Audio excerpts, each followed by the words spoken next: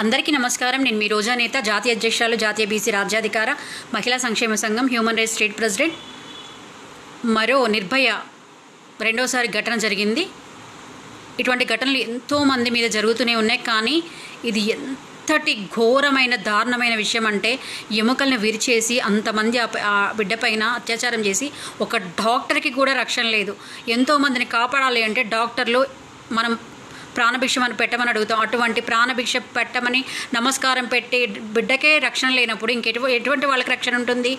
ఈ చట్టాన్ని తీసుకురావాలి. ఎటువంటి చట్టాలంటే, వాడిని బహిరంగంగా ఎవరినైతే అత్యాచారం చేసి చంపుతున్నారో, ఏ రకంగా అయితే చంపుతున్నారో అదే రకంగా వాడిని బహిరంగంగా ప్రజలందరి ముందు శిక్షించాలి.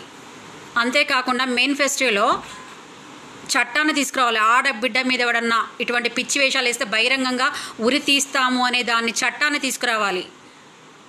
ఈ అశ్లీలమైన వీడియోలని తీసేయాలి. ఈ మత్తు పదార్థాలు, పానీయాలు, బెల్ట్ షాపులు తీసేయాలి. ఏదైతే ఉందో ఇంకా చాలా చాలా చాలా చాలా డ్రగ్స్ని నిర్మూలించాలి. ఇటువంటి అన్నీ తీసేసి బహిరంగంగా శిక్షించిన నాడు మన చిన్న పిల్లలపైన, ఆడబిడ్డలపైన, చిన్న బుడ్డి పిల్లలపైన, ఉయ్యాలేసిన పిల్లలపైన, ప్రతి ఒక్కరిపైన, ఆఖరికి పశువులపైన కూడా అత్యాచారం చేసి హత్య చేసి చంపేస్తున్నటువంటి నా కొడుకులందరినీ తరిమి కొట్టి ఉరి తీయాలి.